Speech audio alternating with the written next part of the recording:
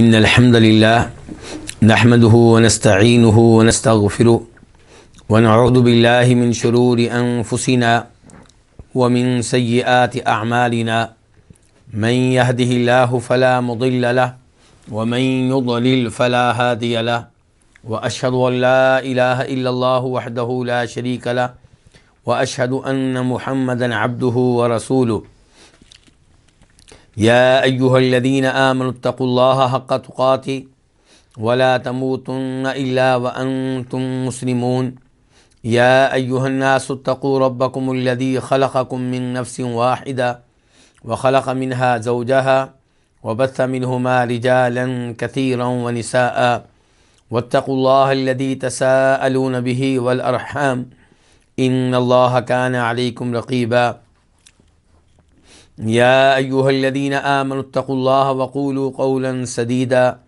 يصلح لكم أعمالكم ويغفر لكم ذنوبكم ومن يطع الله ورسوله فقد فاز فوزا عظيما أما بعد فإن خير الحديث كتاب الله وخير الهدي هدي محمد صلى الله عليه وسلم وشر الأمور محدثاتها وكل محدثة بدعة وكل بدعة ضلالة وكل ضلالة في النار۔ شرح السنہ یہ امام بربہاری رحمہ اللہ کی تالیف ہے، ان کی کتاب ہے۔ اس میں بہت سے عقیدہ کے مسائل کا تذکرہ کیا گیا ہے، اور اس کتاب کی اہمیت کے پیش نظر بہت سے علماء عرب نے اس کتاب کے بارے میں لکھا ہے، اس کتاب کی شرح کی ہے اور اس کتاب کے اوپر کام کیا ہے۔ آسانی کے لیے کتاب کو نمبر لگا کر کئی ایک مسائل میں تقسیم کر دیا گیا ہے۔ آج ہم 19ویں مسئلے کا آغاز کریں گے۔ امام بربہاری رحمہ اللہ فرماتے ہیں وَالْإِيمَانُ بِحَوْضِ رسول اللہ صلی اللہ علیہ وسلم وَلِكُلِّ نَبِيٍّ حَوْضٌ إِلَّا صَالِحًا علیہ السلام فَإِنَّ حَوْضَهُ ضَرْعُ نَاقَتِهِ، کہ وہ مسائل، وہ عقائد جن پہ ایمان لانا واجب ہے، ضروری ہے، ان میں سے ایک یہ ہے کہ نبی صلی اللہ علیہ وسلم کے حوض پہ ایمان لایا جائے، اور ہر نبی کا ایک حوض ہوگا سوائے صالح علیہ السلام کے، کیونکہ ان کا حوض ان کی اونٹنی کا تھن ہوگا۔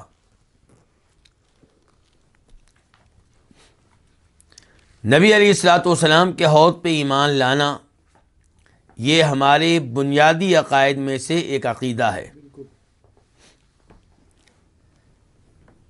افسوس سے کہنا پڑتا ہے کہ کئی لوگوں نے اس عقیدے کا بھی انکار کیا ہے۔ انکار کرنے والوں میں خوارج سر فہرست ہیں۔ خوارج کون ہوتے ہیں؟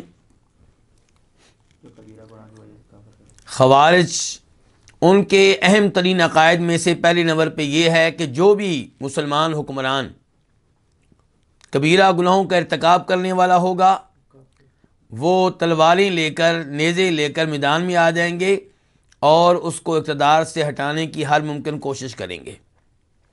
جبکہ ہمارا عقیدہ کیا ہے؟ ہمارا عقیدہ یہ ہے کہ جب کوئی بھی مسلمان حکمران بن گیا، اس نے حکومت سنبھال لی، اب اس کی اطاعت کرنا واجب ہے، البتہ اس کے غلط آرڈر نہیں مانے جائیں گے، اور جو اس کے گناہ ہیں، کبیرہ گناہ، ان پہ اسے نصیحت کی جائے گی، سمجھایا جائے گا، لیکن اس وجہ سے اس کا تختہ الٹ دینا، اسے اقتدار سے محروم کر دینا، یہ قرآن و حدیث کی نصوص کے مطابق نہیں ہے۔ اور دوسرا ان کا بنیادی عقیدہ یہ ہے کہ جو بھی کبیرہ گناہوں کا مرتکب ہوگا وہ خوارج کے ہاں کیا ہے؟ کافر ہے، مسلمان نہیں ہے، الا یہ کہ مرنے سے پہلے توبہ کر لے تو پھر وہ اسے مسلمان مان لیں گے۔ اگر کوئی کبیرہ گناہوں پہ فوت ہو گیا توبہ کیے بغیر تو یہ شخص ان کے ہاں کافر ہے اور ہمیشہ ہمیشہ کہاں رہے گا؟ جہنم میں رہے گا۔ ایسے ہی کئی ایک معتزلی حضرات نے بھی حوض کا انکار کیا ہے. اور معتزلی کون لوگ ہیں؟ ان کا بھی یہ عقیدہ ہے کہ کبیرہ گناہوں کا مرتکب مسلمان نہیں رہتا. البتہ یہ اس لحاظ سے خوارج سے مختلف ہیں کہ خوارج کہتے ہیں کہ کبیرہ گناہوں کا مرتکب مسلمان نہیں ہے، کافر ہو گیا. معتزلی کہتے ہیں مسلمان نہیں ہے لیکن کافر بھی نہیں ہوا، وہ مسلمانوں اور کافروں کے درمیان میں ہے، المنزلۃ بین المنزلتین. البتہ انجام کے لحاظ سے دونوں کا عقیدہ ایک ہے. اگر آپ پوچھیں معتزلہ سے، ٹھیک ہے کہ آپ کہتے ہیں کہ وہ مسلمان نہیں ہے اور کافر بھی نہیں ہے، تو یہ بتائیں کہ جائے گا کہاں، اس کا انجام کیا ہوگا؟ کہتے ہیں جائے گا جہنم میں. تو انجام کے لحاظ سے خوارج اور معتزلہ ایک ہی چیز ہے. حوض کیا چیز ہے؟ حوض جنت میں جانے سے پہلے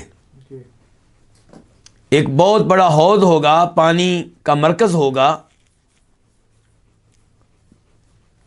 اور پانی بھی ایسا کہ جس نے ایک بار پی لیا دوبارہ اسے پیاس نہیں لگے گی. اور یہ پانی شہد سے زیادہ میٹھا ہوگا، دودھ سے زیادہ سفید ہوگا.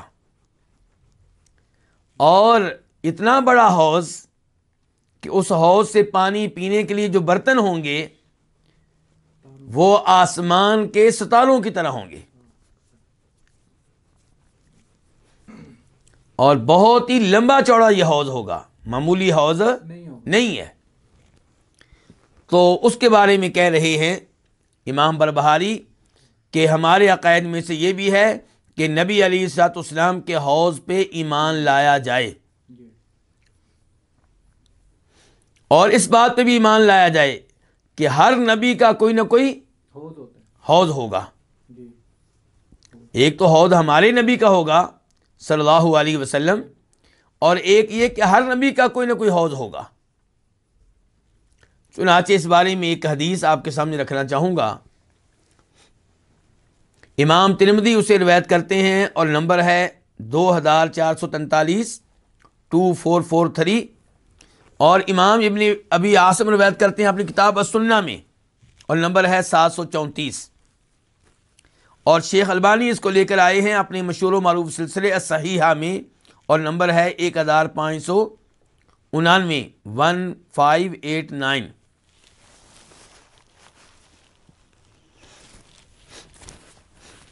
اس حدیث میں کیا آیا ہے کہ ان لکل نبی حوضا، کہ ہر نبی کا کوئی نہ کوئی حوض ہوگا، وَإِنَّهُمْ يَتَبَاهَوْنَ أَيُّهُمْ أَكْثَرُ وَارِدَةً، اور بے شک یہ نبی علیہ الصلوۃ والسلام ایک دوسرے کے اوپر فخر کر کے کہہ رہے ہوں گے کہ میرے حوض پہ آنے والے اتنے زیادہ لوگ ہیں، یعنی کہ ہر نبی کی خواہش ہوگی کہ میرے حوض پہ آنے والے لوگ کیا ہوں، دوسروں کے مقابلے میں زیادہ ہوں۔ وَإِنِّي أَرْجُو أَنْ أَكُونَ أَكْثَرَهُمْ وَارِدَةً، آپ علیہ السلام فرماتے ہیں کہ مجھے امید ہے کہ سب سے زیادہ جس کے حوض پہ لوگ آئیں گے وہ میں ہی ہوں گا۔ آپ علیہ السلام کے حوض کا تذکرہ تو بہت سی حدیث میں آتا ہے، آپ کے حوض کے بارے میں احادیث متواتر کے درجے کو پہنچتی ہیں، یعنی کہ اتنی زیادہ ہیں کہ انہیں متواتر کا حکم دیا گیا ہے۔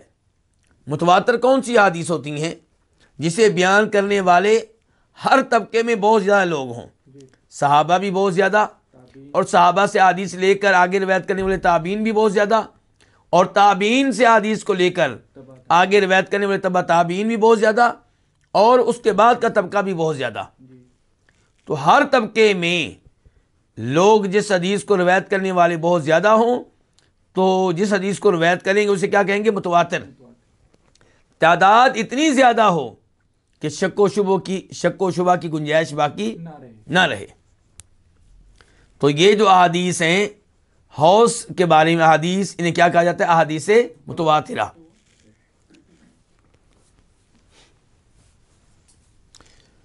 ان احادیث میں سے ایک حدیث آپ کے سامنے رکھنا چاہوں گا، مسلم شریف میں آئی ہے، اس کا نمبر ہے 2290 2290، ویسے بخاری شریف میں بھی آتی ہے۔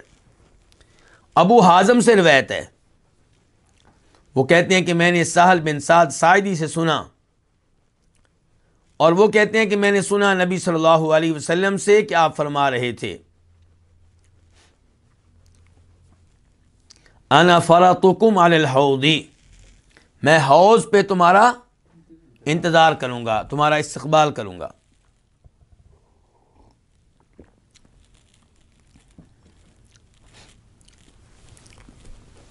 پھر آپ نے فرمایا من ورد شرب، جو میرے حوض پہ پہنچ گیا اسے پانی پینے کا اعزاز حاصل ہو جائے گا۔ ومن شرب لم یظمأ ابدا، اور جو پانی پی لے گا اسے کبھی پیاس نہیں لگے گی۔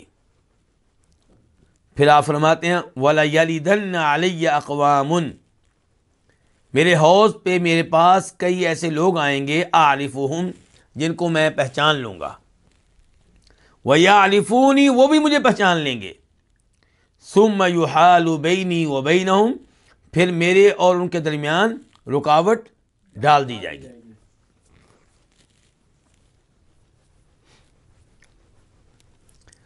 اس حدیث کو روایت کرنے والے صحابی کے نام کیا ہے؟ سہل بن سعد ساعدی، اور ان سے اس حدیث کو لینے والے کون ہیں؟ ابو حازم، ابو حازم سلمہ بن دینار۔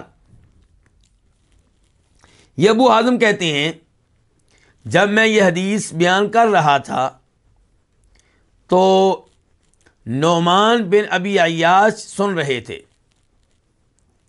انہوں نے مجھ سے کہا آپ نے سہل بن سعد الساعدی سے یہ حدیث ایسی سنی ہے؟ تو میں نے کہا بالکل میں نے ایسے ہی سنی ہے۔ تو وہ کہنے لگے میں گواہی دیتا ہوں ابو سعید خدری کے بارے میں، وہ بھی کون ہیں؟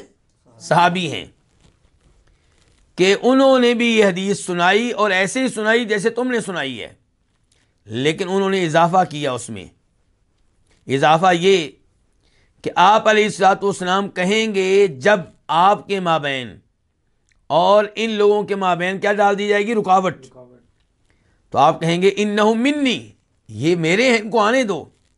فیقال، تو کہا جائے گا انک لا تدری ما عملوا بعدک، آپ نہیں جانتے، آپ کو معلوم نہیں ہے کیا کہ انہوں نے آپ کے بعد کیا کیا حرکتیں کی، کیا کیا اعمال سر انجام دیے۔ یہ جملہ بڑا قیمتی جملہ ہے۔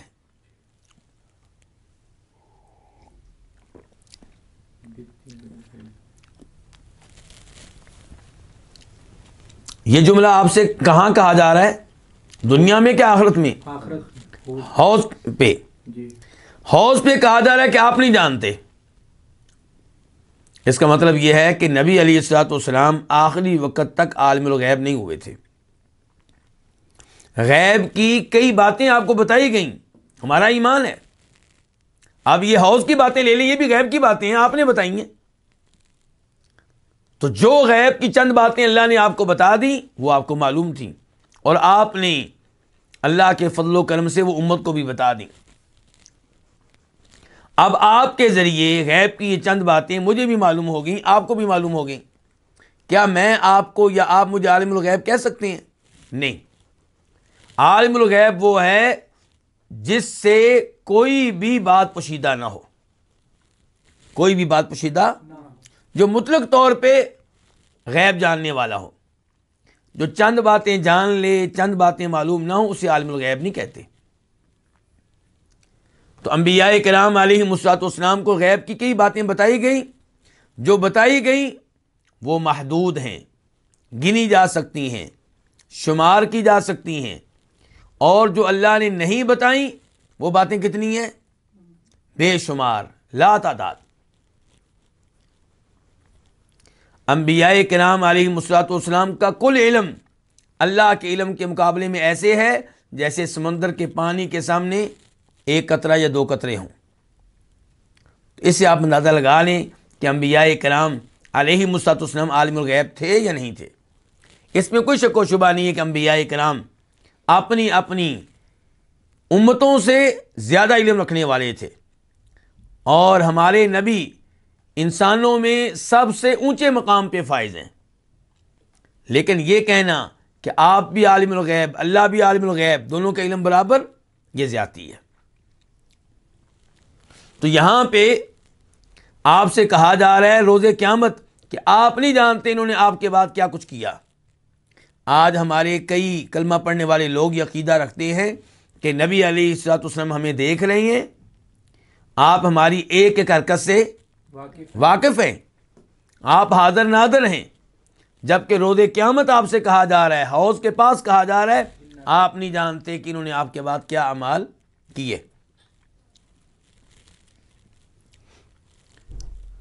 اور اس سے ایک اور بات معلوم ہوئی، وہ کیا کہ ہم کسی کی ولایت یا ولی ہونے کی گارنٹی اپنی طرف سے نہیں دے سکتے. یہ دیکھیں نبی علیہ الصلوۃ والسلام حوض پہ آنے والے ان لوگوں کو کیا سمجھتے رہے؟ نیک لوگ، اللہ کے ولی قسم کے لوگ جنہیں حوض پہ آنے کا حق حاصل ہے، اور آپ سے کہا جا رہا ہے آپ نہیں جانتے انہوں نے آپ کے بعد کیا کیا. اگر نبی علیہ الصلوۃ والسلام نہیں جانتے تو ہم کسی کے بارے میں گارنٹی کیسے دے سکتے ہیں کہ وہ اللہ کا ولی ہے؟ ہمیں کیا پتا وہ اپنے گھر میں کیا کرتا تھا، وہ خلوت میں کیا کرتا تھا، وہ تنہائی میں کیا کرتا تھا. ہمیں اس کے ظاہر کا علم ہے، باطن کا علم صرف اللہ رب العزت کو ہے.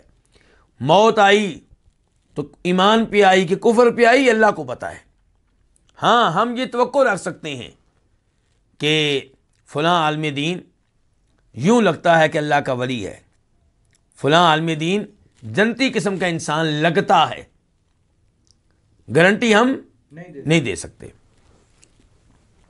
آپ فرماتے ہیں فاقول، تو میں کہوں گا سحقن سحقن لمن بدل بعدی، دوری ہے اس کے لیے جس نے میرے بعد دین کو بدل دیا.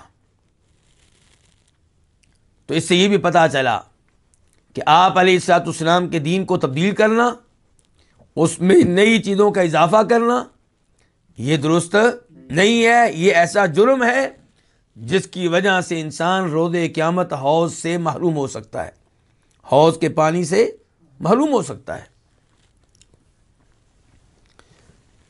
تو اب نبی علیہ السلام کے حوض کا علم بھی ہمیں ہو گیا، اور وہ صحابہ کرام جنہوں نے حوض کے بارے میں احادیث روایت کی ہیں ان کی تعداد تقریباً 40 ہے، تقریباً 40 ہے. ان میں سے ایک دو صحابی میں آپ کو بتا چکا ہوں، کون کون سے؟ ابو سعید خدری اور سہل بن سعد الساعدی. تیسرے نمبر پہ عبداللہ بن عمرو بن عاص.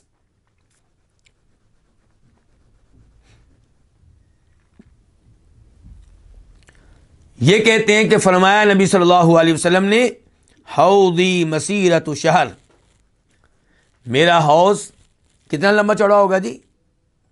1 مہینے کے سفر کے برابر. یعنی کہ آپ اونٹنی پہ بیٹھ کے 1 مہینے کا جو سفر کریں گے اس سفر کے برابر میرا حوض ہوگا. مکہ سے بیت المقدس کا سفر کتنا ہے؟ 1 مہینے، تقریباً 1 مہینے کا. زیادہ بھی کہا گیا ہے، 40 دن بھی کہا گیا ہے، 35 دن بھی کہا گیا ہے. تو آپ اس کا مطلب یہ ہوا کہ مکہ سے لے کے بیت المقدس تک کے برابر آپ کا کیا ہوگا؟ حوض ہوگا. تو آپ کہہ رہے میرا حوض 1 مہینے کے سفر کے برابر ہوگا، مسافت کے برابر ہوگا. ماؤہ ابیض من اللبن، اس کا پانی دودھ سے زیادہ سفید ہوگا. وریحہ اطیب من المسک، اور اس کی مہک جو ہے کستوری سے زیادہ عمدہ ہوگی. وکیزانہ کنجوم السماء، اور اس کے آب خورے، اس سے پینے کے لیے برتن آسمان کے ستاروں کی طرح ہوں گے. جس نے پی لیا اسے کبھی بھی پیاس نہیں لگے گی. بخاری شریف میں 6500 6579. اب رہ گیا اس موضوع کے سے تعلق رکھنے والا آخری جملہ. وہ کیا؟ کہ ہر نبی کا حوض ہوگا لیکن صالح علیہ السلام کا حوض نہیں ہوگا. کیوں جی؟ کیونکہ ان کا حوض کیا ہوگا؟ ان کی اونٹنی کا تھن. معصوم صرف کون ہوتے ہیں؟ انبیاء کرام علیہم الصلوۃ والسلام. امام بربہاری بہت عظیم امام ہے، لیکن یہ جو آخری جملہ لے کر آئے ہیں یہ قرآن و حدیث سے ثابت نہیں ہے. یہ کہنا کہ صالح علیہ السلام کا حوض ان کی اونٹنی کا تھن ہوگا، یہ بات صحیح حدیث سے ثابت نہیں ہے. اس بارے میں ایک روایت آتی ہے لیکن وہ کیا ہے؟ من گھڑت ہے.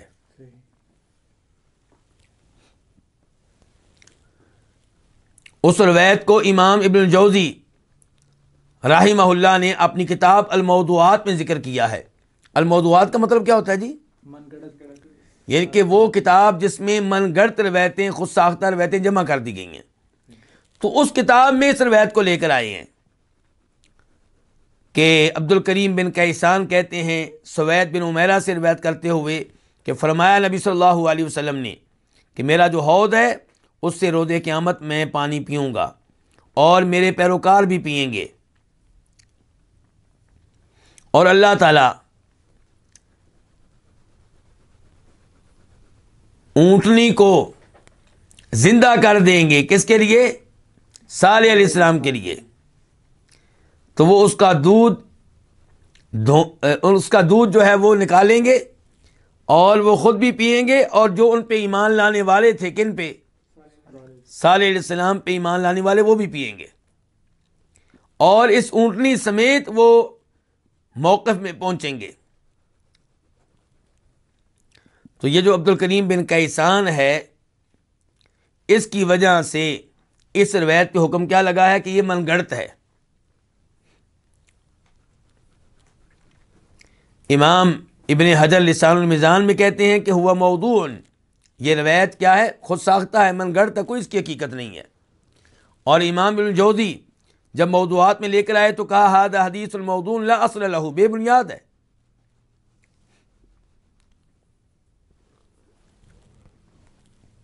امام ابن عساکر اپنی کتاب تاریخ دمشق میں بھی اس بارے میں ایک حدیث لے کر آئے ہیں اور اس کے راوی بریدہ ہے، لیکن وہ بھی ثابت نہیں ہے.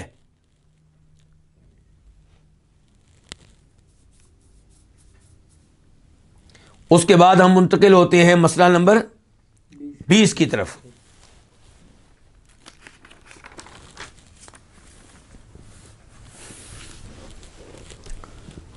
امام بربہاری فرماتے ہیں والایمان بشفاعت رسول اللہ صلی اللہ علیہ وسلم للمذنبین الخاطئین یوم القیامہ وعلی الصراط. یعنی کہ ہمارے عقائد میں سے یہ بھی ہے کہ ایمان لایا جائے نبی صلی اللہ علیہ وسلم کی شفاعت پہ، جو آپ کن کے لیے کریں گے؟ خطا کار گناہ گاروں کے لیے.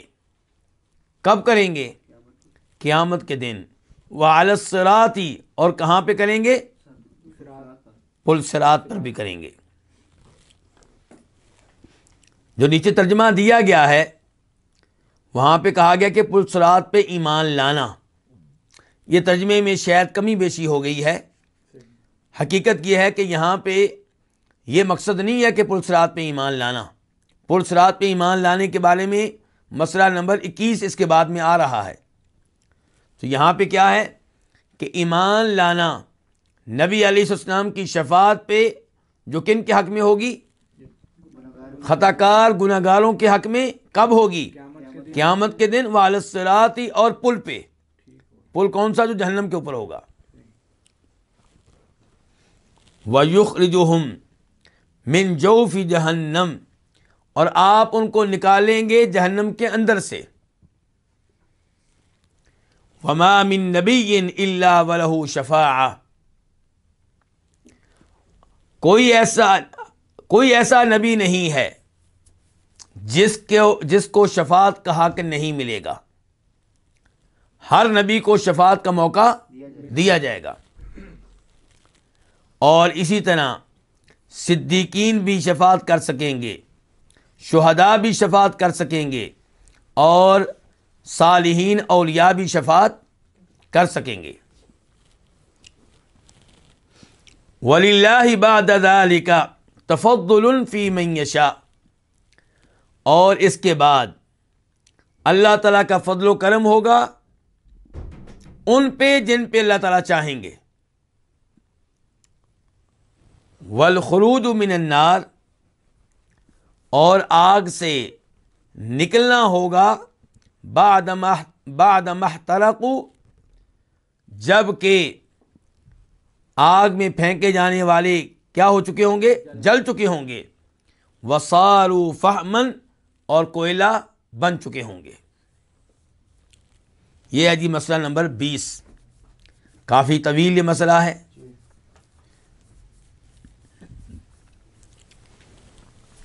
تو اس میں یہ بتایا گیا ہے کہ نبی علیہ الصلوۃ والسلام روز قیامت شفاعت کریں گے, اور اس پہ ہم نے ایمان لانا ہے. افسوس سے کہنا پڑتا ہے کہ یہاں پہ بھی کئی لوگوں نے ایمان لانے سے کیا کیا ہے؟ انکار کیا ہے, گمراہی کا راستہ اختیار کیا ہے. کون سا راستہ اختیار کیا ہے؟ گمراہی کا راستہ. کن کن لوگوں نے گمراہی کا راستہ اختیار کیا ہے؟ پہلے انہی کا میں تذکرہ کروں گا, کیونکہ جب ہم گمراہ لوگوں کی گمراہی سمجھ جائیں گے پھر احادیث کو ہم صحیح معنوں میں سمجھ سکیں گے.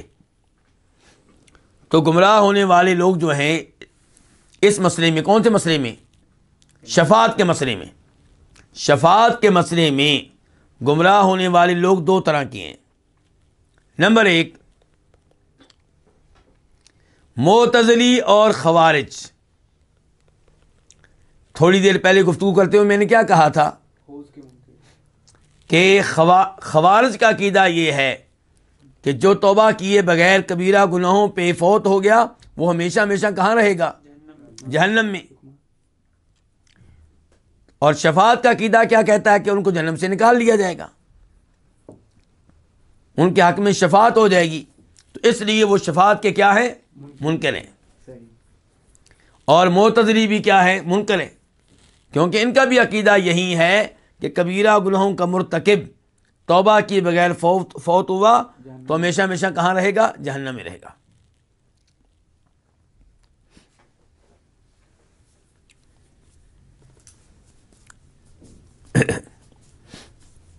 ان کی دلیل کیا ہے؟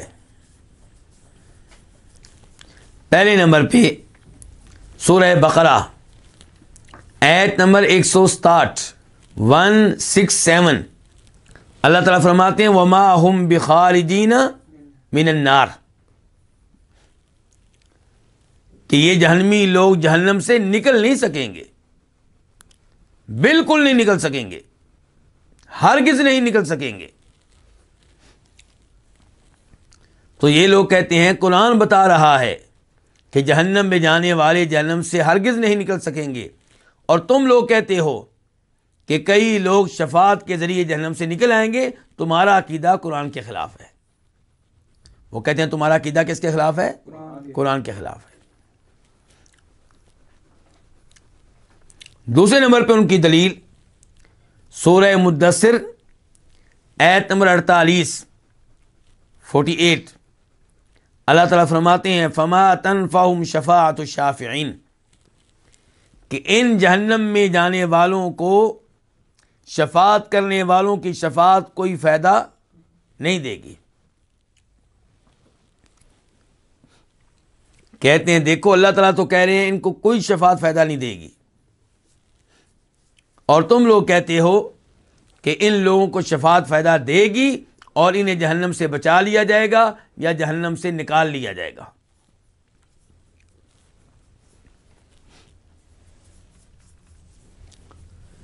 ان دو دلائل اور ان کے دیگر دلائل کے بارے میں ہم کیا کہیں گے؟ ہم یہ کہیں گے کہ یہ آیتیں جو تم پڑھ رہے ہو یہ مسلمانوں کے بارے میں نہیں ہے، یہ توحید والوں کے بارے میں نہیں ہے، یہ تو کفار اور مشرکین کے بارے میں ہے۔ آپ دیکھیں سورہ مدثر کو چیک کریں، ایت نمبر کون سی تھی؟ 48۔ تو آپ دیکھیں وہ آیات جو اس ایت سے پہلے ہیں، اللہ تعالیٰ کیا کہہ رہے ہیں؟ فی جنات یتساءلون عن المجرمین، جنتی لوگ جنت میں ہوں گے اور وہ مجرموں کے بارے میں پوچھ رہے ہوں گے، ما سلککم فی سقر، وہ جہنمیوں سے پوچھیں گے تمہیں کس چیز نے جہنم میں پہنچا دیا، کیا جرم تھا تمہارا؟ قالوا لم نکن من المصلین، وہ کہیں گے ہمارا پہلا جرم یہ ہے کہ ہم نماز نہیں پڑھتے تھے۔ ولم نکن نطعم المسکین، دوسرا جرم یہ ہے کہ ہم مسکینوں کو کھانا نہیں کھلاتے تھے۔ تیسرا جرم کیا ہے؟ وَكُنَّا نَخُوضُ مَعَ الْخَائِضِينَ، اور ہم ان لوگوں کے ساتھ مل کر گفتگو کرتے تھے جو دین کا، رسول کا صلی اللہ علیہ وسلم، اللہ تعالیٰ کا، قیامت کا مذاق اڑا رہے ہوتے تھے۔ وَكُنَّا نُكَذِّبُ بِيَوْمِ الدِّينِ، اور ہم قیامت کے دن کی تکذیب کرتے تھے۔ تو اب بتائیے، جو قیامت کی تکذیب کرتا ہو، قیامت پہ ایمان نہ رکھتا ہو، وہ مسلمان ہے یا کافر ہے؟ کافر ہے۔ تو جن کے بارے میں اللہ نے یہاں پہ کہا ہے کہ انہیں کسی کی بھی شفاعت فائدہ نہیں دے سکے گی، یہ کون ہے؟ کافر ہے۔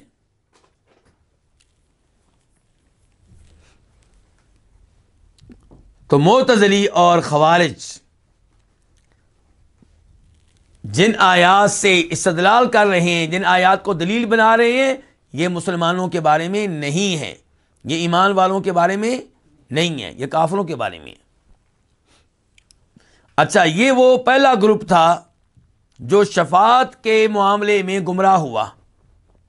کون ہے یہ؟ معتزلی اور خوارج۔ دوسرے نمبر پہ وہ لوگ جو شفاعت کے معاملے میں سیدھے راستے سے ہٹ گئے، گمراہی کے راستے پہ چل پڑے، یہ ہیں روافض۔ کون؟ رافضی حضرات۔ اور صوفیاء میں سے وہ لوگ جو حد سے آگے نکل گئے، صوفیوں میں سے وہ لوگ جو حد سے آگے نکل گئے، اور قبر پرست۔ ان لوگوں کا شفاعت کے معاملے میں عقیدہ کیا ہے؟ خارجیوں نے، معتزلہ نے کیا کیا تھا؟ انکار۔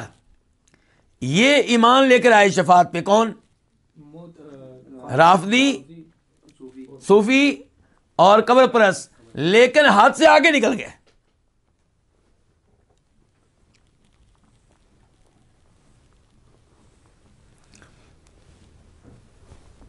یہ شفاعت پہ خود بھی امیدیں اتنی لگا بیٹھے اور لوگوں کو بھی شفاعت کے معاملے میں اس قدر امیدیں دلا دی کہ خود بھی اور لوگوں کو بھی غافل کر دیا ان شرائط سے جن شرائط کے پورا ہونے کے بعد شفاعت ملے گی۔ شفاعت کا دروازہ ہر ایک کے لیے نہیں کھلا، شفاعت کا دروازہ کسی کسی کے لیے کھلے گا، لیکن انہوں نے شفاعت کا دروازہ ہر ایک کے لیے کھول دیا، اور شفاعت کے معاملے میں یہ لوگ اس حد تک آگے نکل گئے کہ شرک میں مبتلا ہو گئے۔ کس میں مبتلا ہو گئے؟ شرک میں۔ چنانچہ جن کے بارے میں ان کو امید لگی کہ یہ روز قیامت شفاعت کر سکیں گے، انہوں نے اللہ کو چھوڑ کر انہیں پکارنا شروع کر دیا، ان سے دعائیں شروع کر دیں، ان کی عبادت شروع کر دی، ان کے لیے بکرے ذبح کرنے لگے، ان کی قبروں کا طواف کرنے لگے، ان کے نام پہ منتیں ماننے لگے۔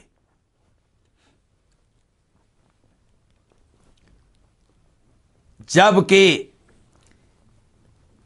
وہ لوگ جو مکہ میں تھے، جنہیں نبی علیہ الصلوۃ والسلام نے توحید کی دعوت دی اور انہوں نے قبول کرنے سے انکار کر دیا، ان کے جرائم میں سے ایک بڑا جرم یہ تھا کہ وہ اپنے بزرگوں کو شفاعت کے نام پہ پکارا کرتے تھے، شفاعت کے نام پہ پکارا کرتے تھے۔ کیا دلیل ہے؟ اللہ تعالیٰ کیا فرماتے ہیں سورہ یونس میں؟ وَيَعْبُدُونَ مِن دُونِ اللَّهِ مَا لَا يَضُرُّهُمْ وَلَا يَنفَعُهُمْ وَيَقُولُونَ هَؤُلَاءِ شُفَعَاؤُنَا عِندَ اللَّهِ قُلْ أَتُنَبِّئُونَ اللَّهَ بِمَا لَا يَعْلَمُ فِي السَّمَاوَاتِ وَلَا فِي الْأَرْضِ سُبْحَانَهُ وَتَعَالَى عَمَّا يُشْرِكُونَ۔ اللہ تعالیٰ نے کہا کہ یہ ان کو پکارتے ہیں جو نفع و نقصان کے مالک نہیں ہیں، ان کی عبادت کرتے ہیں، اور جب کہا جائے ایسا کیوں کرتے ہو تو کہتے ہیں یہ اللہ تعالیٰ کے ہاں ہماری سفارش کریں گے۔ تو سفارش کے نام پہ وہ شرک کا ارتکاب کرتے رہے، اور فرمایا اللہ نے سورہ زمر میں والذین اتخذوا من دونہ اولیاء ما نعبدهم الا لیقربونا الی اللہ زلفی، کہ ان لوگوں نے اللہ کے علاوہ ولی پکڑ رکھے ہیں اور ان کی عبادت کرتے ہیں۔ کہا جائے کیوں کرتے ہو؟ کہتے ہیں اس لیے کہ ہمیں اللہ کے قریب کر دیتے ہیں۔ قرب کے نام پہ، شفاعت کے نام پہ اللہ کا حق، حق عبادت انہوں نے اللہ کے ساتھ ساتھ اوروں کو بھی دیا، اور اللہ تعالیٰ بڑی غیرت والے ہیں، اللہ تعالیٰ شراکت بالکل پسند نہیں کرتے۔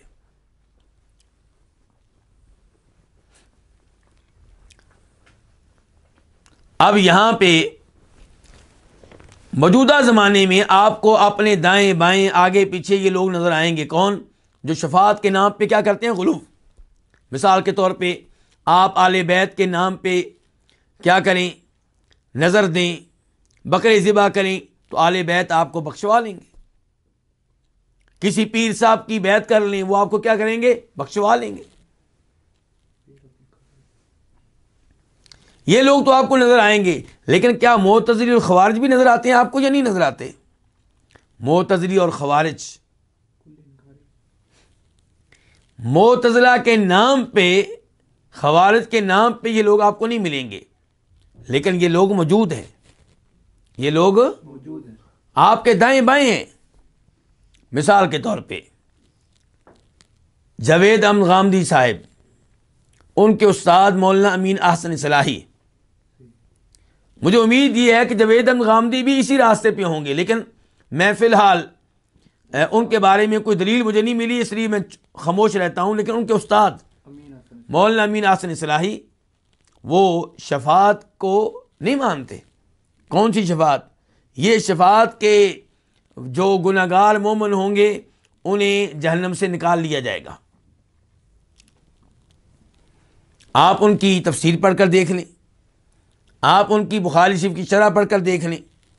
مثال کے طور پہ یہاں دیکھیے، بخاری شریف کی حدیث ہے، حدیث نمبر 22، حدیث نمبر 22، اس میں تذکرہ آتا ہے کہ شفاعت کے ذریعے کئی جہنمیوں کو جہنم سے نکالا جائے گا۔ اس کے بارے میں کہتے ہیں اس روایت میں بہت بڑا اشکال ہے۔ کیا کہتے ہیں؟ اس روایت میں بہت بڑا اشکال ہے، جس کے باعث یہ میری سمجھ میں نہیں آئی، جس کے باعث یہ میری سمجھ میں نہیں آئی۔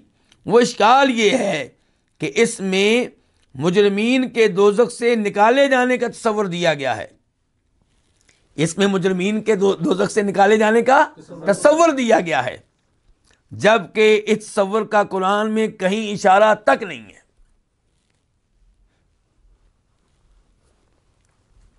تو کیا سمجھیں آپ اس سے؟ ایک تو آپ یہ سمجھ گئے ہوں گے کہ مولانا امین احسن صلاحی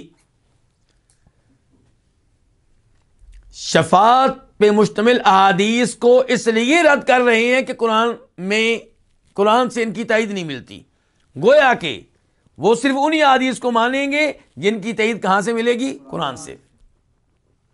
جبکہ صحیح عقیدہ یہ ہے کہ جیسے قرآن حجت ہے، قرآن شریعت ہے، ایسے ہی نبی علیہ الصلوۃ والسلام کی احادیث مستقل حجت ہیں، شریعت ہیں۔ آپ کی احادیث کو قرآن کی تائید کی ضرورت نہیں ہے۔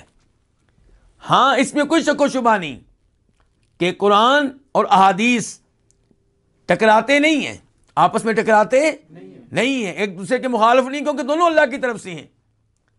لیکن یہ ضروری نہیں کہ جو بھی مسئلہ حدیث میں آیا ہے اس کی تائید قرآن میں ہو۔ کئی ایسے مسائل ہیں جو احادیث میں آئے لیکن قرآن میں نہیں ہے، اور ہم سب ان کو کیا کرتے ہیں؟ مانتے ہیں۔ نماز کی تفصیلات آپ دیکھ لیں، نماز کیسے پڑھنی ہے، رکوع کیسے کرنا ہے، سجدہ کیسے کرنا ہے، یہ سب کچھ قرآن میں نہیں ہے۔ دیگر بہت سارے ایسے امور ہیں. تو بہرحال یہ بہت ہی غلط سوچ دے رہے ہیں مولانا امین احسن اصلاحی لوگوں کو کہ احادیث کو آپ رد کر دیں. کس لیے؟ کہ جناب قرآن میں تائید نہیں ہے، یا اس لیے کہ میری سمجھ میں نہیں آئی. کیا کہتے ہیں؟ میری سمجھ میں نہیں آئی. یعنی کہ معیار کیا ہے؟ ان کی سمجھ.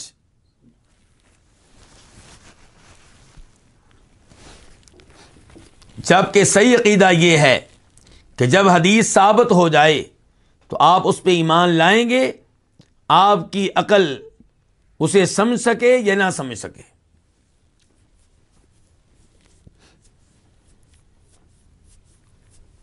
ایسے ہی سورہ بنی اسرائیل میں اللہ تعالیٰ فرماتے ہیں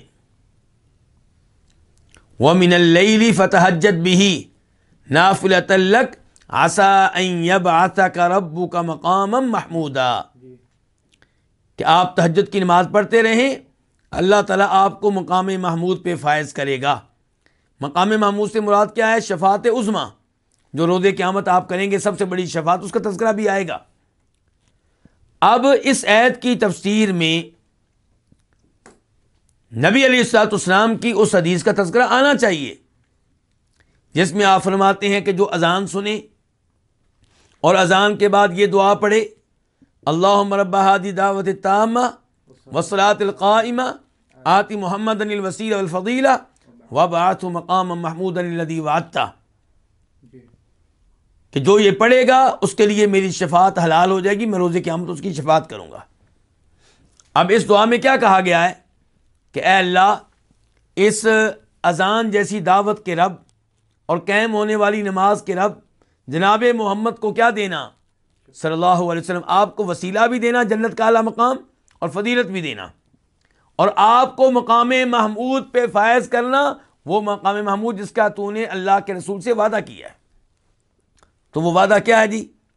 عسیٰ ان یبعثک ربک مقام محمودا. اب اس آیت اور حدیث دونوں کا تذکرہ ضروری ہے آپس میں، لیکن چونکہ وہ شفاعت ایسی شفاعت کے قائل نہیں ہے تو انہوں نے اس حدیث کا تذکرہ نہیں کیا.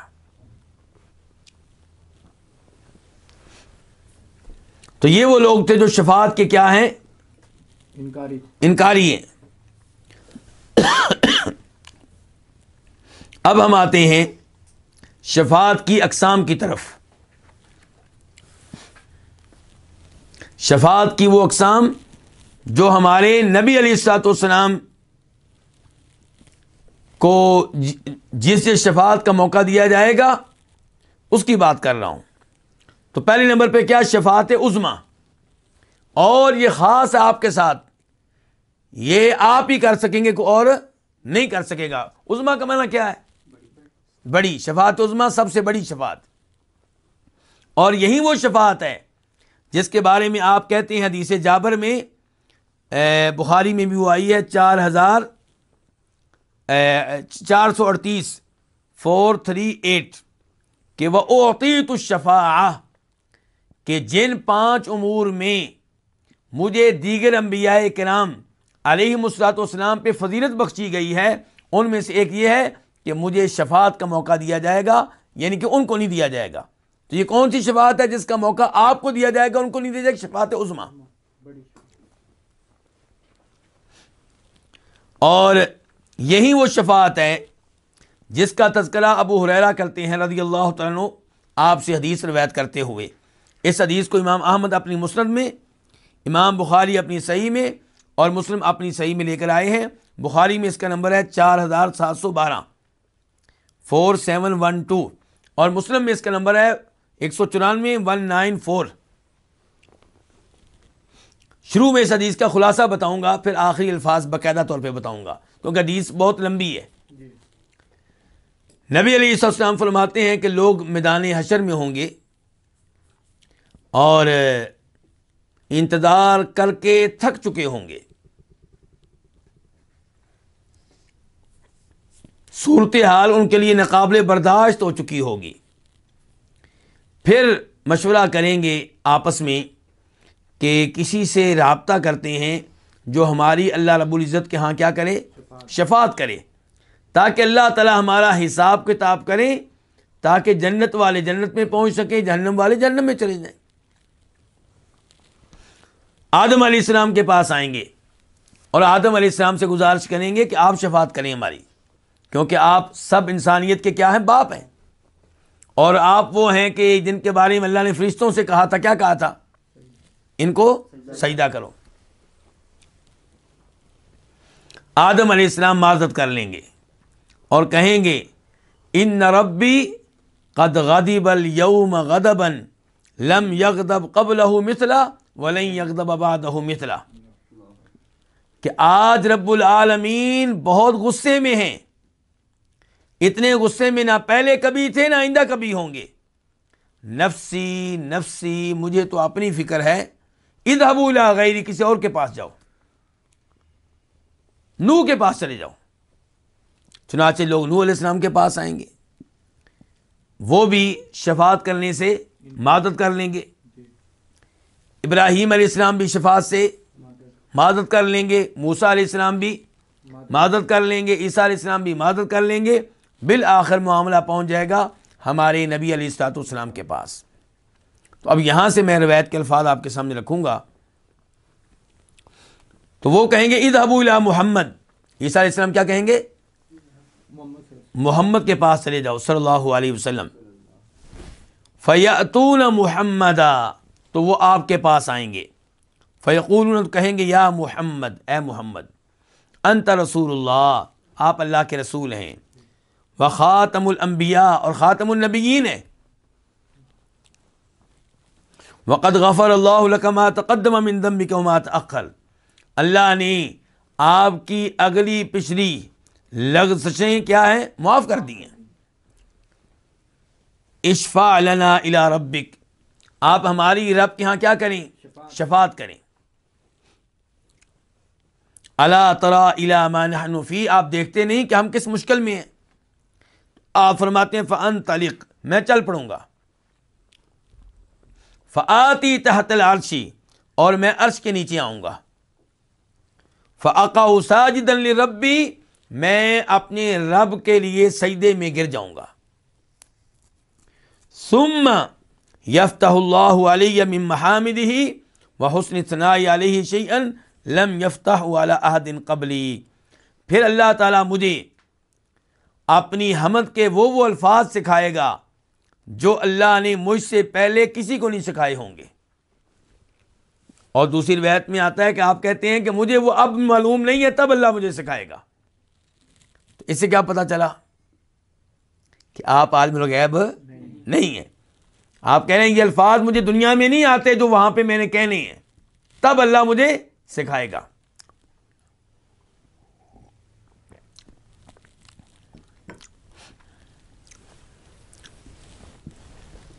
چنانچہ کہا جائے گا یا محمد ارفع رأسک، اللہ رب العالمین کہیں گے اے محمد صلی اللہ علیہ وسلم اپنا سر اٹھائیے، سل توتا، مانگی آپ کو دیا جائے گا، وشفا، شفاعت کیجیے آپ کی شفاعت قبول کی جائے گی۔ تو یہ ہے جی شفاعت عظمیٰ۔ پھر آپ شفاعت کریں گے اور آپ کی شفاعت سے انتظار کی گھڑیاں ختم ہوں گی اور لوگوں کا حساب کتاب شروع ہوگا۔ تو یہ وہ شفاعت ہے جو آپ کے ساتھ خاص ہے۔ دوسرے نمبر پہ وہ شفاعت جو آپ کے ساتھ خاص ہے، جنتیوں کے حق میں شفاعت کرنا تاکہ انہیں جنت میں داخل ہونے کا موقع دیا جائے۔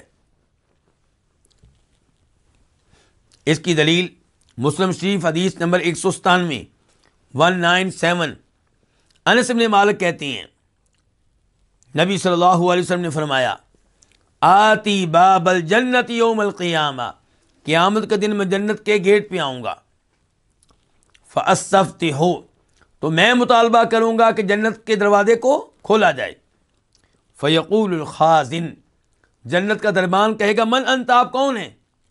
فاقول، تو میں کہوں گا محمد، میں کون ہوں؟ محمد۔ فیقول، تو وہ کہے گا بک امرت، آپ کے بارے میں مجھے حکم دیا گیا تھا کہ لا افتح لاحد قبلک، کہ آپ کی آمد سے پہلے میں کسی کے لیے یہ گیٹ نہ کھولوں۔ چنانچہ آپ کی شفاعت پہ کھلے گا اور پھر جنتی لوگ جنت میں داخل ہو سکیں گے۔ آپ دیکھ لیں کہ جنتی لوگ جنتی ہیں، لیکن جنت میں تبھی داخل ہو سکیں گے جب اللہ کے رسول کی شفاعت ہوگی صلی اللہ علیہ وسلم۔ تیسرے نمبر پہ جو شفاعت خاص ہے آپ کے ساتھ، وہ ہے آپ کی شفاعت اپنے چچا ابو طالب کے حق میں۔ کس کے حق میں؟ ابو طالب۔ اس بارے میں حدیث کون سی ہے؟ مسلم شریف حدیث نمبر 209۔ عباس بن عبد المطلب کہتے ہیں، آپ علیہ الصلوۃ والسلام کے چچا عباس رضی اللہ عنہ کہتے ہیں کہ انہوں نے کہا، اے اللہ کے رسول، هل نفعت ابا طالب بشیء، کیا آپ نے ابو طالب کو کوئی فائدہ دیا؟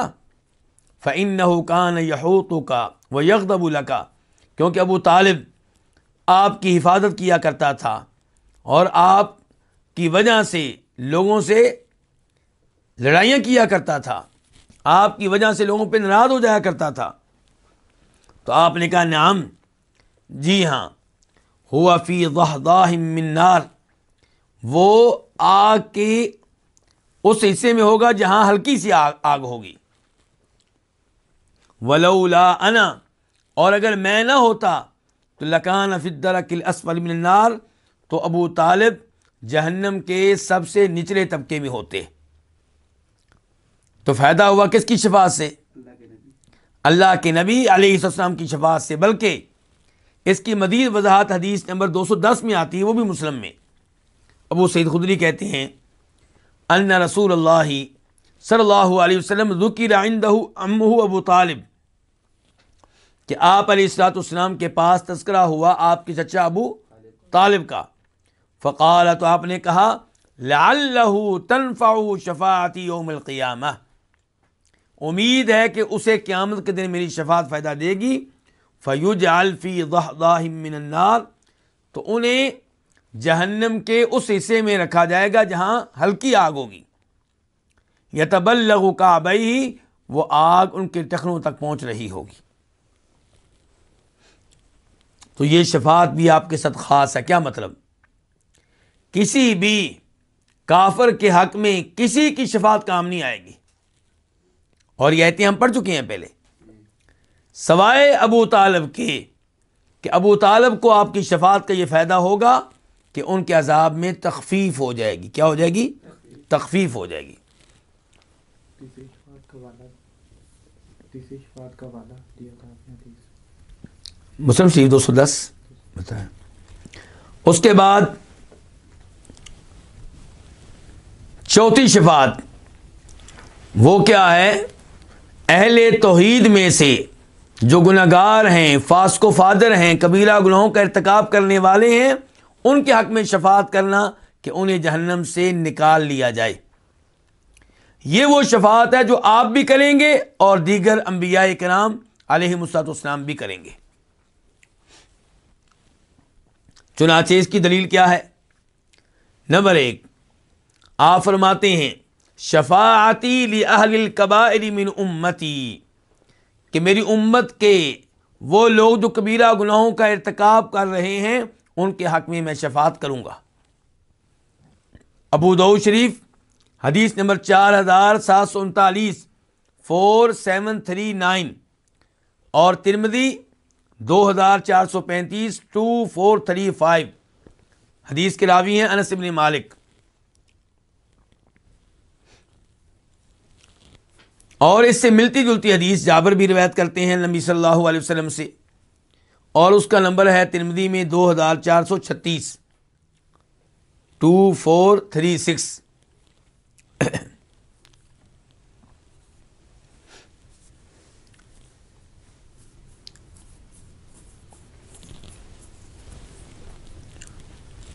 اسی شفاعت کے بارے میں آپ ایک اور حدیث میں کہتے ہیں، اس کے راوی بھی انس بن مالک ہیں، اور بخاری شریف میں آئی ہے 6565 6565، اور مسلم میں 193 193، اور الفاظ مسلم شریف کے ہیں۔ آپ کہتے ہیں ثم اشفع، پھر میں شفاعت کروں گا، فیحد لی حدا، تو اللہ تعالیٰ میرے لیے ایک حد مقرر کریں گے۔ یہ الفاظ قابل غور ہیں۔ آپ شفاعت کریں گے تو اس کا مطلب یہ نہیں ہے کہ پوری امت شفاعت سے فائدہ اٹھا لے گی. آپ کہہ رہے ہیں میں شفاعت کروں گا تو اللہ تعالیٰ میرے لیے ایک حد مقرر کریں گے, ایک تعداد مقرر کریں گے. فَأُخْرِجُهُمْ مِنَ النَّارِ, ان کو میں جہنم سے نکالوں گا. وَأُدْخِلُهُمُ الْجَنَّةَ, اور ان کو میں جنت میں داخل کروں گا. اور ایسا 3 مرتبہ ہوگا. کتنی مرتبہ ہوگا؟ 3 مرتبہ ہوگا کہ آپ پھر اللہ سے شفاعت طلب کریں گے, اللہ پھر آپ کے لیے تعداد مقرر کریں گے, اور جو حد مقرر کی جائے گی اس حد کو آپ جہنم کی آگ سے نکالیں گے.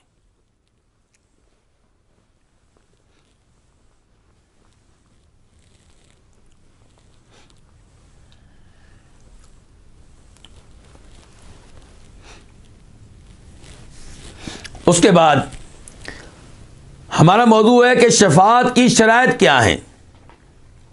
یہ بڑا ہی اہم موضوع ہے, جو یہ سمجھ گیا وہ گمراہی سے محفوظ رہے گا. پہلی شرط کیا ہے کہ اللہ تعالی سفارش کرنے والے کو سفارش کرنے کی اجازت دیں تبھی وہ سفارش کر سکے گا. یعنی کہ یہ بات غلط ہے, جیسا کہ کئی لوگ سوچتے ہیں کہ ہمارے پیر صاحب اڑ کر بیٹھ جائیں گے, پیر صاحب کو جنت میں جانے کا موقع دیا جائے گا, وہ جنت میں جانے سے انکار کر دیں گے اور کیا کہیں گے, جب تک میرے مریدوں کو نہیں بخشا جائے گا میں نہیں جاؤں گا. ایسی باتیں کرنے والے اللہ کے مقام کو پہچان نہیں سکے, اللہ کی عظمت کو جان نہیں سکے.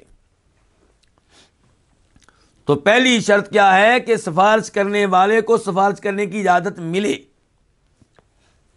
اور دوسری شرط یہ ہے کہ اللہ اس پہ راضی ہوں جس کے حق میں شفاعت کی جا رہی ہے. تو اگر اللہ تعالیٰ راضی ہیں تو پھر شفاعت کی ضرورت کیا ہے؟ کیوں جی؟ دوسری شرط کیا ہے کہ اللہ اس پہ راضی ہوں جس کے حق میں شفاعت کی جا رہی ہے. مراد یہ ہے کہ راضی ہوں کہ اس کی شفاعت کی جا سکتی ہے. پہلی کیا تھی کہ سفارش کرنے والے کو سفارش کرنے کی اجازت ملے. دوسرے نمبر پہ جس کے بارے میں شفاعت کی جا رہی ہے اس کے بارے میں شفاعت کرنے کی اجازت ملے. اللہ تعالیٰ اس پہ راضی ہوں کہ اس قابل ہے کہ اس کی شفاعت ہو سکتی ہے, توحید پہ ہے, کفر و شرک پہ نہیں ہے کہ شفاعت ہو ہی نہ سکے.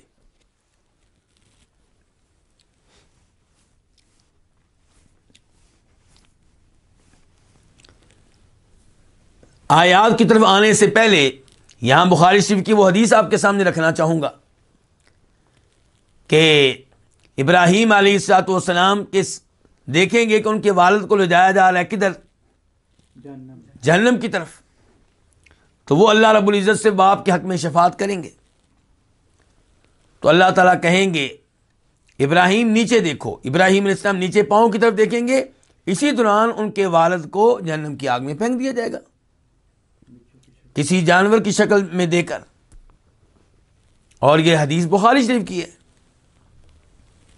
چونکہ ان کے والد نے اسلام قبول نہیں کیا تھا اس لیے ان کے حق میں ابراہیم علیہ السلام کی یہ شفاعت قبول نہیں ہوئی. اب آیات کیا ہیں ان 2 شرائط کے بارے میں دیکھیں. اللہ تعالیٰ کہتے ہیں آیت الکرسی میں سورہ بقرہ آیت نمبر 255 من ذا الذی یشفع عندہ الا باذنہ, کون ہے جو شفاعت کر سکے عندہ کس کے ہاں؟ اللہ کے ہاں. الا باذنہ, اللہ کی اجازت کے بغیر.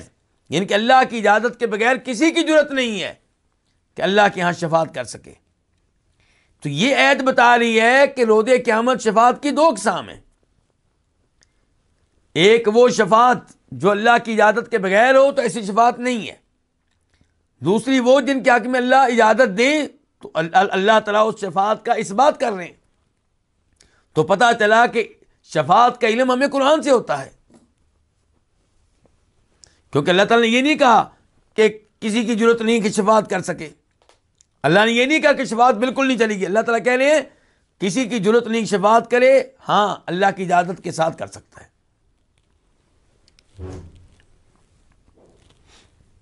تو یہاں سے پہلی شرط کا پتہ چلا نا کہ اجازت ملے گی تو شفاعت کرنے والا شفاعت کر سکے گا. اس کے بعد سورہ سبا آیت نمبر 23 وَلَا تَنْفَعُ الشَّفَاعَةُ عِنْدَهُ إِلَّا لِمَنْ أَذِنَ لَهُ. اللہ تعالیٰ کے ہاں کوئی شفاعت فائدہ نہیں دے سکے گی مگر اس کے حق میں جس کے حق میں اللہ شفاعت کی اجازت دے.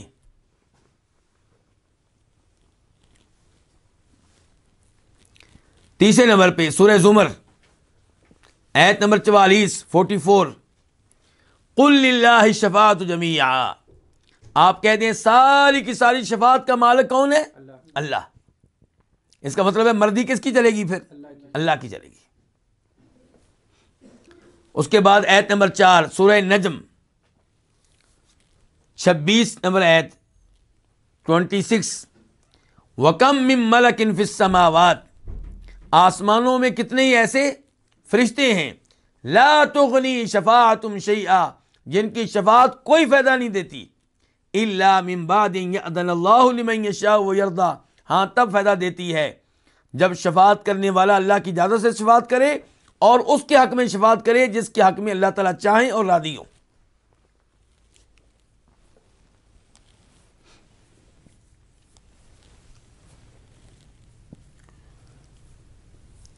خلاصہ کلام یہ ہے اس موضوع پہ کہ شفاعت کا مطلب یہ نہیں جو لوگوں نے سمجھ لیا ہے. لوگ سمجھتے ہیں کہ شاید اللہ تعالیٰ کی مرضی کے خلاف شفاعت آئے گی تو اللہ کو ماننا پڑ جائے گا. یہ لوگوں کی غلط فہمی ہے. ایسا دنیا میں ہوتا ہے. بادشاہ سلامت کسی چور کو سزا دینا چاہتے ہیں اپنے بنائے ہوئے قانون کے مطابق, لیکن فوج کا سپہ سالار شفاعت کرتا ہے تو بادشاہ کو نہ چاہتے ہوئے بھی شفاعت ماننا پڑتی ہے. ایسے ہی ہے نا. اور کبھی بادشاہ سلامت اپنے بیٹے یا بیٹی کی بات ماننے پہ مجبور ہو جاتے ہیں نہ چاہتے ہوئے بھی. اللہ کے معاملے میں یہ بالکل نہیں ہے کہ نہ چاہتے ہوئے بھی اللہ کو کوئی بات ماننی پڑے. اللہ جو شفاعت کا موقع دیں گے نبیوں کو علیہم السلام اور دیگر اولیاء کو, وہ اس لیے ہوگا تاکہ ان کو عزت دی جائے. کن کو؟ انبیاء کو. کون ہے جو اللہ تعالیٰ کی مرضی اور مشیت کے خلاف کچھ کر سکے یا کروا سکے؟ ایسا ممکن بالکل نہیں ہے. شاہ اسماعیل شہید رحمہ اللہ, ان کی کتاب ہے تقویۃ الایمان. اس کتاب میں انہوں نے شفاعت کی اقسام کا تذکرہ بہت ہی خوبصورت انداز میں کیا ہے. تو وہ لائق مطالعہ ہے وہ موضوع وہاں پہ. یعنی کہ یہاں پہ ایسا نہیں ہے کہ نعوذ باللہ اللہ تعالیٰ کو کسی طاقت کا ڈر ہو یا اللہ تعالیٰ کسی کی محبت کے ہاتھوں مجبور ہو. نہ یہ نہ وہ. کیا ہوگا کہ اللہ تعالیٰ کسی کو خود معاف کرنا چاہتے ہیں, لیکن اللہ چاہتے ہیں کہ اپنے نبیوں کو شفاعت کا موقع دے کر ان کی عزت, ان کا مقام لوگوں کے سامنے واضح کریں.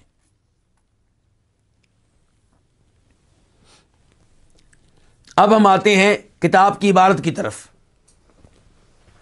کیا ہے عبارت؟ دیکھیں, کتاب کے مؤلف کہتے ہیں کہ نبی علیہ الصلوۃ والسلام کی شفاعت پہ ایمان لانا ہوگا جو کن کے حق میں ہوگی؟ للمذنبین الخاطئین, خطا کار گنہگاروں کے حق میں. مذنبین گناہ کرنے والے, مذنب کی جمع ہے. خاطئین خاطئ کی جمع ہے, خطا کار. اور یہ شفاعت کب ہوگی؟ یوم القیامہ, قیامت کے دن. وعلی الصراط, اور جہنم کے اوپر جو پل ہے اس کے اوپر بھی ہوگی. اس کی دلیل کیا ہے وہ آپ دیکھ لیں. حدیث کے الفاظ ہیں ثم یضرب الجسر علی جہنم, پھر پل کو جہنم پہ رکھا جائے گا. پل کو جہنم پہ. وتحل الشفاعہ, اور شفاعت حلال ہو جائے گی, شفاعت کا دروازہ کھل جائے گا. اس حدیث کو روایت کرنے والے کون ہیں؟ امام مسلم رحمہ اللہ. حدیث کا نمبر ہے 183 183.